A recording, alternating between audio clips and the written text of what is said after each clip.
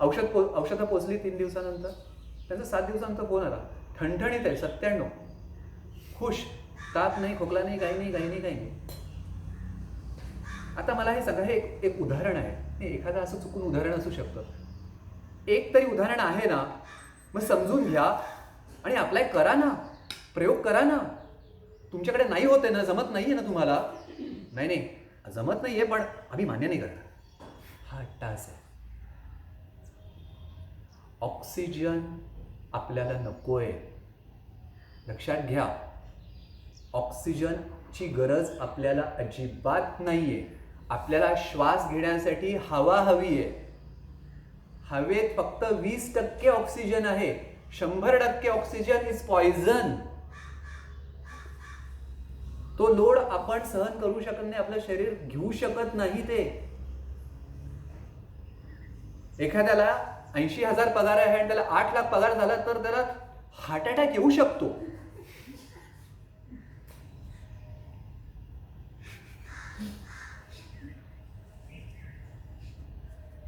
बघा, हसू आलं म्हणजे नक्कीच इथं झालं ना तसं थोडंसं. हे काय करणार. एक नसरुद्दीन शहाचा एक पिक्चर होता फार cool, मालामाल नावाचा, पाहिला असेल तुम्ही. मालामाल. त्याला काहीतरी काय तो टॅक्सी ड्रायव्हर का काहीतरी असं काहीतरी असो, एकदम किरकोळ मुंबईतला. आणि मग अचानक त्याला कळतं की तो खूप मोठ्या रईस इंडस्ट्रियलिस्टचा नातू आहे आणि त्याच्या आजोबांनी जायच्या अगोदर विलपत्रात काहीतरी केलेलं असं की 300 करोडची मालमत्ता तुझी, 300 करोड, पण अट घातलेली असेल की एका महिन्यात या माझ्या नातवानी समजा 30 करोड खर्च करून दाखवले तरच 300 करोड मिळतील. आणि त्याचं नशीब असं की तो जिथे खर्च करायचा परत त्याला ते वापस यायचे, ते संपायचं नाही. असं ती छान कथा आहे, पाहण्यासारखा पिक्चर जर पाहिला नसेल तर.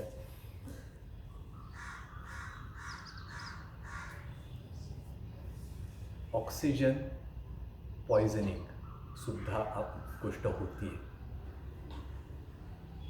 मग काही जण वाचतायत कसे काय, चुकून वाचतायत.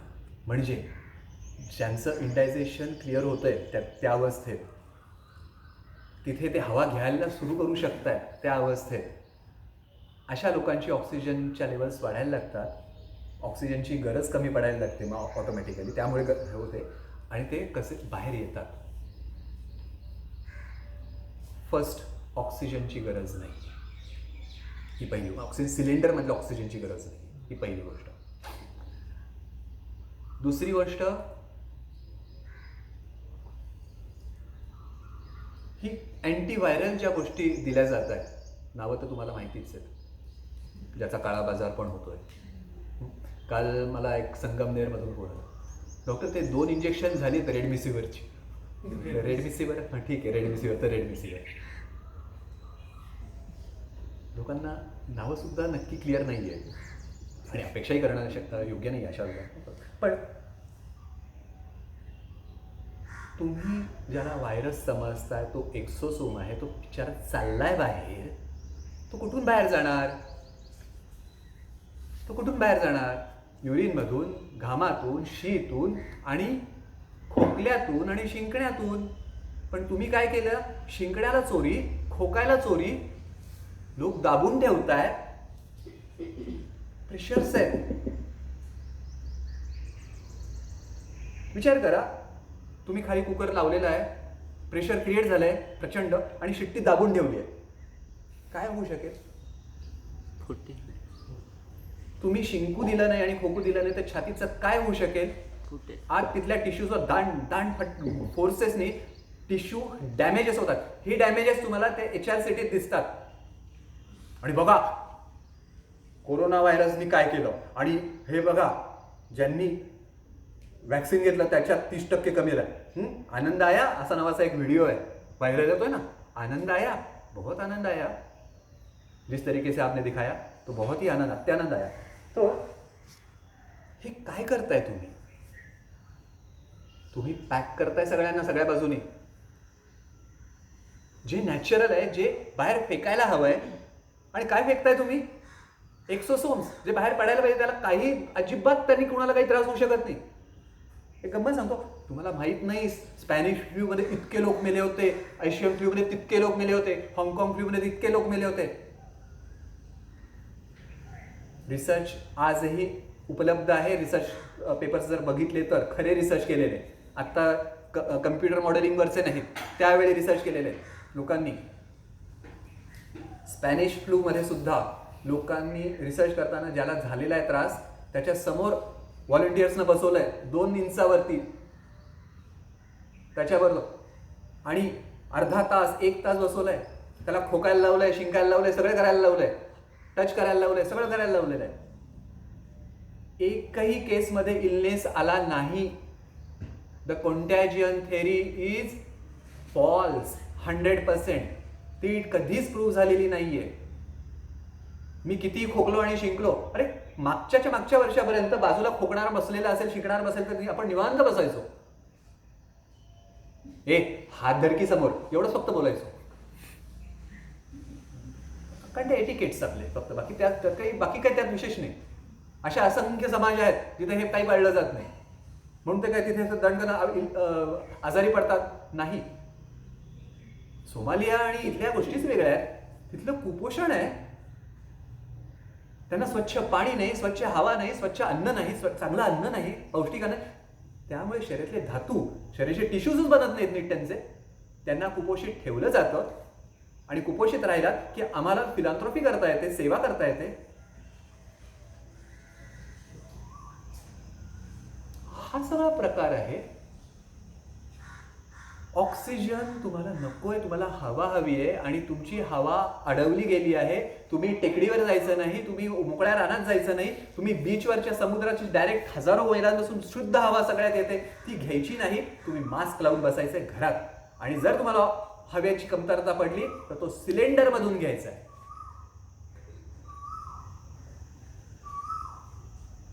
सिलेंडर सुद्धा एक बबलच आहे, लक्षात घ्या. मला बबलमध्ये अडकवून ठेवलेलं आहे. ते कुठला पिक्चर आहे होता लक्ष्याचा, त्या बाटलीत गंगाराम असतो, हां धडाकेबाज. तसे आपण सगळ्या ते बाटलीत कोंडले गेलो खरं. म्हणजे ऑक्सिजनची गरज अशी नाहीये, हवेची गरज ही नॅचरल हवेची. तुम्ही घरी सुद्धा आज मास्क न लावता बसलेला आहात, पण खरं सांगा 2 वर्षापूर्वी सहजतेने जो श्वास घेत होता तसा घेताय का? एकही श्वास असा घेऊ शकत नाही. दडपण आहे. आणि सरकारने आणि मीडियाने 1.5 वर्ष तेवढंच फक्त आपल्याला अजून वाढवून दिलेलं ना, रोज थोडा थोडा असं वाढवतायत ना, आकडे वाढवून सांगतायत. तुम्ही मेलात तर तुम्हाला जाळायला जागा मिळणार नाही, वेळ मिळणार नाही, हे सांगितलं जातं. अरे मेल्यानंतर मी कशाला विचार करू, मी कुठं विचार करत बसणार आहे. अरे माझं प्रेत जाळलं जात नाही, कसं होईल. ते रडणारे नाते बघतील काय करायचं ते, तो त्यांचा प्रश्न आहे. मरायच्या अगोदर काय व्हायला पाहिजे याचा विचार करा. त्यावेळी विचार नाही, त्यावेळी अविचार.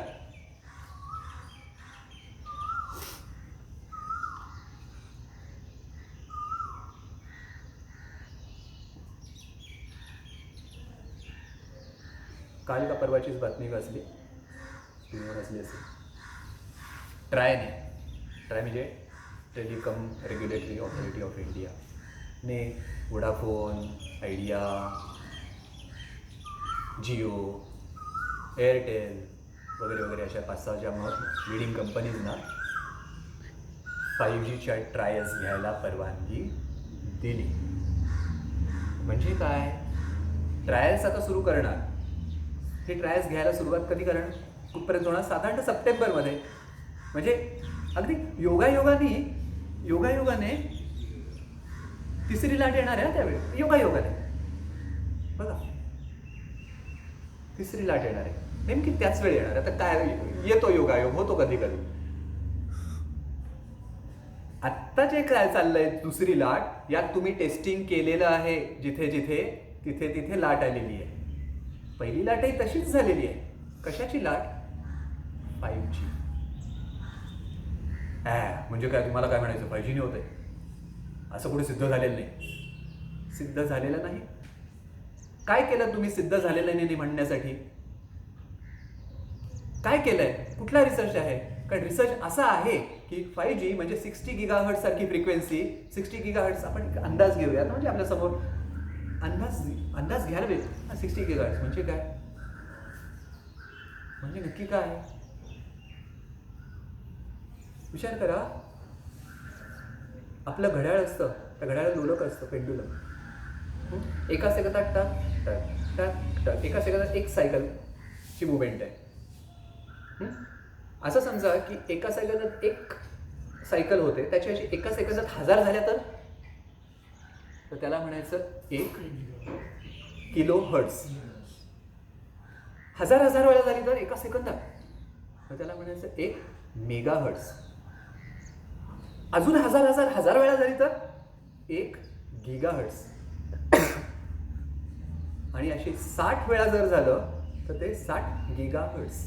60 गिगा हर्ट्झची फ्रिक्वेन्सी आहे. इतक्या भयंकर हादऱ्याने ते व्हायब्रेट होणारे रेडिएशन समजा तुमच्या अंगार सारखे आपटायला लागले, त्याचे काहीच परिणाम नाही होणार म्हणता तुम्ही? काहीच नाही. आता ऍक्च्युअली तुमच्यासारख्या आमच्यासारख्यांचा विचारच करायची गरजच राहिलेली नाहीये. आता मोठे मासे आणि खूप भले मोठे मासे यांच्यातली लढाई आहे. आता ही 5Gची लायसन्सेस मिळण्यासाठी हे सगळे टेलिकॉम कंपनीज, टेल्कोज हे धावपळ करणार. आणि यांचं सगळं एकदा स्थिरस्थावर झालं आणि लोक त्याने तडफडून कशा गेले असतील, त्याच्यानंतर एक मोठा मासा येणार. आणि तो मासा म्हणजे ज्याने हजारो सॅटेलाइट्स इन्स्टॉल ऑलरेडी करून ठेवलेले आहेत. स्पेस एक्स नावाची ज्याची कंपनी आहे, इलॉन मस्क का माहिती नाही मला ते काय असेल ते. त्यानंतर जिओला खाणार, एअरटेलला खाणार, वोडाफोनला खाणार, आयडियाला खाणार, नाहीतर ते मर्ज होणार. एकच ना अर्थ.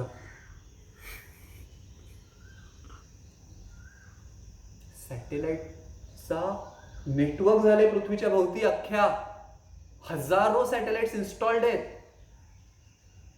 आम्हाला एक स्पेस स्टेशन किंवा एक सॅटेलाइट पाठवायचं तर आमच्या रात्रभर आम्ही असे हे करत असतो की होऊ दे बाबा नीट, होऊ दे बाबा नीट. त्यांनी हजारो पाठवल्यात. तयारी आहे सगळी. स्विच ऑन करायचं फक्त. ऑपॉर्च्युनिटी किंवा काय त्यांचा प्लॅन आहे त्याप्रमाणे फक्त थांबलेले, बाकी काही नाही. ह्या फ्रिक्वेन्सीज 60 GHz ही फ्रिक्वेन्सी मायक्रोवेव्ह फ्रिक्वेन्सी आहे. किती वेळ लागतो मायक्रोवेव्ह मध्ये गरम व्हायला पदार्थ? अशा रेडिएशन समजा तुम्हाला इकडून तिकडून जर अंगावर येणार असतील आणि आता येत आहेत, तेच टेस्टिंग चाललंय, तर कमजोर लोक ज्यांचं पोट बिघडलेलंच आहे, ज्यांच्या आयुष्यात अशी झालेले आहेत मंडळी, धातूमध्ये बळ राहिलेलं नाहीये, अशा लोकांमध्ये हे 5G रेडिएशन, मी असं वाचलेलं आहे की ऑक्सिजनचे मॉलिक्युल्सना नॉन आयनायझिंग स्प्लिट करतं. म्हणजे त्याच्या स्पिन्समध्ये बदल होतो. स्पिन्स लेवलवर सब ॲटॉमिक पार्टिकल्स हे स्पिन्स, त्यांचे एकतर डेक्स्ट्रो किंवा लिव्हो स्पिन्स असतात ना, ती चेंज होते. ग्लुकॉन डी का? कारण डी डेक्स्ट्रो, त्यांनी तुम्हाला जी एनर्जी मिळते ती ग्लुकोज एलनी मिळणार नाहीये. हे तुम्हाला माहिती आहे, लिव्हो डेक्स्ट्रो वगैरे सगळं तुमचा अभ्यास आहे तेवढा, शास्त्रज्ञांचा म्हणतोय. आणि तुम्ही हा स्पिन होतो, पण हा स्पिन जरी झाला तरी ऑक्सिजन लेवल्समध्ये फरक दिसत नाही, कारण तो ऑक्सिजनच आहे. तो फक्त ऑक्सिमीटर ऑक्सिजन फक्त चेक करतो. तो हे नाही बघत की स्पिन चेंज झालाय का. पण स्पिन चेंज झालेला आमच्या मायटोकॉन्ड्रिया, सेलमधल्या मायटोकॉन्ड्रियाला मात्र घेता येत नाही. सेल्युलर लेवलवरती हायपॉक्सिया आहे, हॅपी हायपॉक्सिया नाही, सेल्युलर लेवलवरती हायपॉक्सिया होतोय.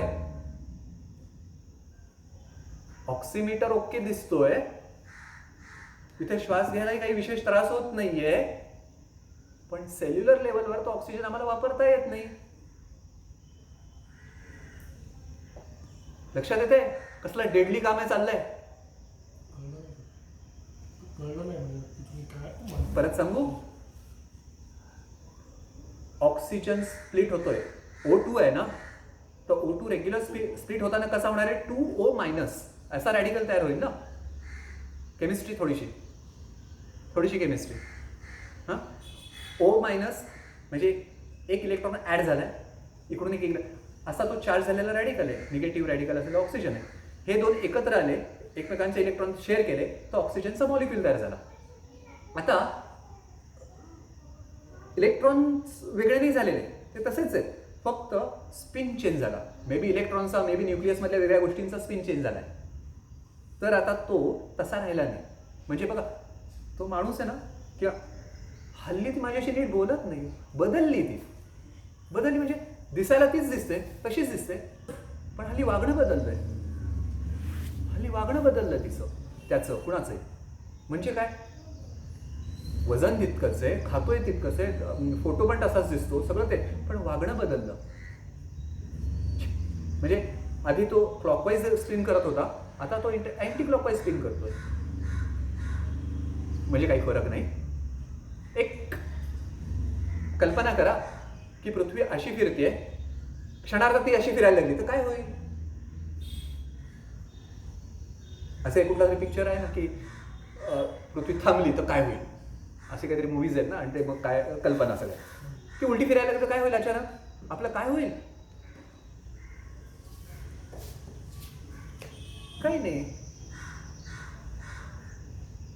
त्यानंतर फक्त जपान हा असा देश होईल जिथे सूर्य सगळ्यात उशिरा उगवतो.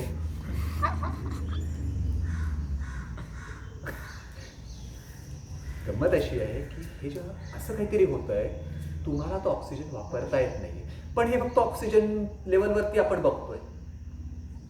ह्या रेडिएशन्स आहेत, इलेक्ट्रोमॅग्नेटिक फील्ड्स आहेत, या फील्ड्स काय काय बदल घडवतात याचा अभ्यास आपल्याला करावा लागेल. अज्ञान आहे प्रचंड. आमचं म्हणणं 5G ला विरोध नाहीये. आमचं म्हणणं असं आहे की आपण जरा नीट सगळं समजून घेऊयात, मग ते ग्लोबल लेवलवरती ते इंट्रोड्यूस करायचं की नाही ठरवूया. रिसर्च होण्याची गरज आहे, रिसर्च डिक्लेअर करण्याची गरज आहे. सगळं गुपित आहे. विचार करा, जेव्हा 3G आलं, 2G आलं, 4G आलं, तेव्हा गाजावाजा करत आलं. 5Gचा गाजावाजा नाही, माहितीच नाही. तुम्ही नेटवर सर्च करायला गेलो, फार थोडी तुम्हाला इन्फॉर्मेशन मिळते कशी बशी. हे सायन्स आहे. लपून तुम्हाला नक्की माहिती आहे काहीतरी दुष्परिणाम आहेत त्याचे. डिक्लेअर काही करा. त्याचं टेस्टिंग झालेलं आहे, त्याचा तुम्ही लायसन्सेस अलॉट करायचं पण डिसिजन घेतलात, आणि आजपर्यंत 5G नक्की काय आहे हे लोकांना माहीत नाही. लोक माहिती घ्यायला गेले तर मिळवू शकत नाहीये. त्याचे दुष्परिणाम फक्त माणसावर नाही, संपूर्ण पृथ्वीच्या संपूर्ण सृष्टीवर होणार आहे.